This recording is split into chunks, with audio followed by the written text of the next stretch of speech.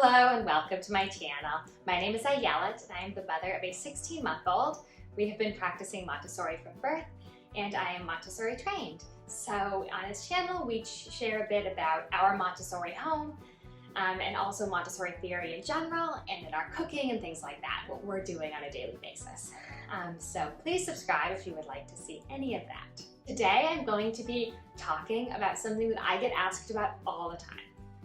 One of my most asked things is how can I start Montessori? So I'm going to talk about 3 ways that you can start Montessori today without buying anything new and no matter your child's age. So this can happen if you have a newborn, this can happen if you have a preschooler or an elementary schooler or an older child. These are all things that you can do without buying anything. So let's jump in. So before I jump into these 3 tips, I want to talk a little bit about what is Montessori. So Montessori is an educational philosophy designed by Dr. Maria Montessori. Dr. Maria Montessori was an Italian doctor in the first half of the 20th century, and she did a lot of observations of children, and she ended up opening children's houses, which were schools for children, and really changed a lot of the game. Things like when, at the time, they didn't have child-sized furniture in a school. You had big furniture that was way too big for the kids and they couldn't move it around themselves. So Dr. Maria Montessori made a lot of revolutionary changes in her school at the time. And so a lot of that has sort of changed education in ways in general. But Montessori's philosophy itself is still used in schools today. It has also been brought to homes. So as I mentioned, Montessori was originally designed as an educational philosophy for a classroom, but now it's been brought to people's homes, whether you're homeschooling or not, and talking about very young children as well. So that is something that I'm going to talk a bit more about because I think that that's important to understand. So what is Montessori at home? I mean, it's an educational philosophy, but it doesn't necessarily mean you're using these traditional curriculum that Dr. Montessori put out. But Dr. Montessori also spoke about a lot of principles such as follow the child, and this is one I'm going to speak about. Freedom within limits, I'm also going to speak about. And all of these are important sort of ideas within her philosophy, and these are being applied to homes. So also things like accessibility. I mentioned that at the time, small furniture was not really a thing in classrooms, and now it's something that we prioritize in our homes often if we have a Montessori home. So again, Montessori can look like a million different things in homes because ultimately every home is different, every family is different, every child is different, and at the core, there's this idea of following the child. You can't follow the child by just following one curriculum necessarily. You really have to follow their own timeline and what they're interested in and all sorts of things like that. That said, there are certain principles you will see in Montessori homes. So I'm going to get into a few of those ways to really start Montessori today. So the first way I'm going to recommend for you to start Montessori today at no cost, no matter your child's age, is to just offer choices. So this means offering, probably if you're talking about a young child, 2 choices. So let's take, for example, clothing. I have been offering my son choices basically since birth. And what does that look like? With a newborn, it really looked like holding up 2 clothes and seeing what pattern caught his eye, what he was interested in, something like that. When you have a bit older infant, maybe, say you have 4-month-old, they might start grabbing for something. And so that's what we would start doing then, is we would still hold up 2 and he would grab one. When he got a bit older, we would put 2 outfits in front of him and he would go choose. And now we have our old play gym that he had used as an infant, and now we have it with 2 pieces of clothing hanging on it. So I'm going to show that, and I'm going to also show a few other possible ideas of how you can incorporate the choice of clothing without anything special, just with what you have. As I mentioned, you can always just put it down on the ground. I'll show that as one option as well.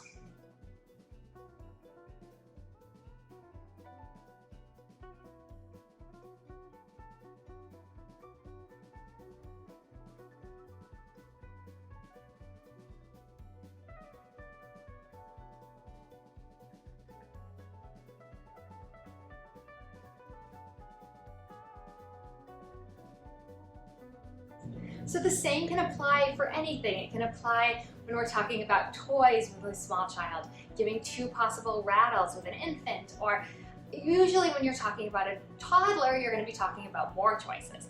You're not going to be talking about a ton of choices. That's actually a tip I'm going to talk about later. But you're going to be talking about giving maybe a shelf with a few different choices so that they can choose what to play with. And say you're talking about books and you give 2 options of books. This is such a simple way to incorporate the Montessori idea of freedom within limits. So that's a big part of the Montessori philosophy, is that children should have freedom, but this freedom should be within limits. So when we're talking about a young toddler, I am not having my son open up his dresser and choose from any of the clothes there. That would be freedom kind of without limits. It's just too much for a child his age. Now, of course, an older elementary school child can totally go and choose from everything that's in there and everything that's in their dresser. But for my 1-year-old, he's 16 months, that's not something that makes sense. I'm still giving him 2 choices. And as he goes deeper into toddlerhood, I might be offering 3 or 4 or 5 choices and actually giving more as time progresses. But at this point, we are talking about really 2 choices, and that's really what I would recommend when we're talking about an infant into early toddlerhood, when we're talking about clothing. And it depends on the thing. So with toys, as I said, you're often talking about a shelf with a few more materials. This also applies when it comes to food. So when we're talking about freedom within limits, again, that's the core part of the idea of choices, is we have this division of responsibility when we're talking about food. So there's freedom. They are going to be given a plate of food. He can choose from whatever's on his plate. So there will be, some vegetables, some whatever, different things on the plate, and he can choose to eat whatever he wants out of that. He can eat as much or as little as he wants, but there's a limit. We're not sort of opening up necessarily to everything that's in our cabinets. There's the limit of what is being offered. I wanted to put a caveat that in certain situations things might be different with different children, and my son is not a picky eater, and I understand that there are a lot more complications in those situations. So I just want to say, consult with whoever on that if that is not the situation with your child.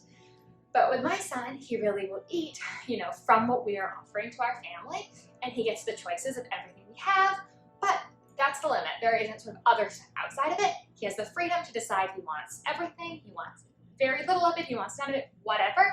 That's all his choice within the limit of what we have on offer. It's a common misconception that Montessori children are just given endless amounts of freedom, too much freedom. That's not the idea. The idea, as I mentioned, is freedom within those limits. So those limits are important, but the freedom is important too. And so when I talk about something like choosing clothing, why I keep coming back to that example that I love about it is I find that it really reduces the power struggles when it comes to putting on clothing when he has that agency in what he's wearing. And the same thing applies to other things. We actually have 2 toothbrushes for him to choose which toothbrush he wants, and all sorts of things like that. And it can be sometimes choosing, say they have to go to the potty, choosing, do you want to fly there or do you want to walk there? And all of these are examples of offering choices and freedom within limits, and they require you to buy nothing, and you can do them today. The second way you can start incorporating Montessori into your home today is by involving your child in practical life tasks. Practical life tasks are such an important part of Montessori. So you might see a lot about Montessori toys. Practical life is so much more central because Dr. Montessori observed that children were more interested in the everyday tasks that adults were doing than they were in their toys. So this can be anything. This can be cooking, this can be sweeping, this can be putting laundry in the laundry hamper. It can be as simple as that. But instead of you just putting it away, giving it to your child to put away, involving them in what you're doing. And here's the thing, it can be even simpler than that. Say you're cooking and it can just be observation. Observation is involvement as well. That's where my son started. So when I'm saying all of this can be done at any age, yeah, with practical life, when you're talking about a newborn, you're talking about observation and just letting them either, sit on the floor in a way that they can view what's going on, or wearing them on you so that they can see what's going on and they can observe what you're working on in your practical life. And that's such a big part of Montessori, is just involving our children in what we're doing. And it doesn't have to be complicated. There are things you can buy. We do love our learning tower, for example, but you don't need one. You don't need any of that to start. there are ways for you to involve your child in just everyday tasks. And when we're talking about a toddler, toddlers are usually so interested in this. They want so deeply to be part of our lives and to be involved. And it gives a sense of belonging, and it lets them really be part of what we're doing. So I love Practical Life. I have so many videos showing him doing Practical Life. I'm going to link a video of his Practical Life at 15 months old. So that has some of our favorites at that point. And a lot of it is really great starter activities for a young child, a young toddler. Really, when it comes to starting Practical Life at home, just invite your child to join you. If your child is, wanting your attention when you're needing to do something, invite them to come and to join you. Would you like to fold this towel if they're old enough for that? Or really show them how to do it and offer those opportunities to be part of what you're doing. And that is such a simple, totally free way to start Montessori at home. And as I said, it can really start at any age. You can have a newborn, and your newborn is obviously not cooking meals, pouring things, but they can observe. They can still be part of what you're doing. You can do these things while they're awake instead of while they're sleeping, which is something I know a lot of Montessori parents find so freeing, that it's not like they're trying to rush to clean the house during nap time, but during nap time you can actually rest or work on something else and clean while your child is awake and have them be part of it. And that is something that I know so many people love about Montessori. I love involving my son. And I will say, it's gotten so much more rewarding as he's gotten older, but it is something we have done since the very, very beginning. He was, on in a baby carrier in the kitchen, or he was in a little clip-on high chair, so he was a bit older, or on the floor, and I would always involve him, even if it just meant letting him smell something, or taste something, or feel something. I would give him a whisk, for example, and just let him play with the whisk, and that's really still involving them at a very young age. Here are a few clips of some of our Practical Life at home, just a few things that we enjoy doing. Here he's cutting strawberries. Here he's just putting laundry into the laundry hamper. Watering plants is a favorite here, and the first way we introduced pouring. And here he's just transferring food as I cut it.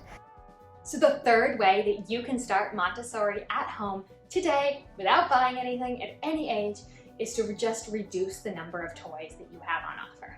So it's really common to have a lot of toys, and often in a toy chest, for example, really just giving everything at once. So instead of that, what we do in Montessori is usually use a shelf, and there are a lot of deliberate ways of how things are presented on the shelf, in trays, undone. So this is separate from here, so it's undone as opposed to having it in there. This is actually done because it's just pretty as my backdrop right now, but it would be presented separate as well. And so all of those are ways that you can present a material. And the thing is, you don't have to buy anything special. You don't have to go buy new toys. You don't have to get rid of the toys you have. Just put some of them away. Put some of them into your closet or whatever. I understand storage is rough. I live in a small apartment. We have some storage in the back here, and the rest of his stuff's in his closet.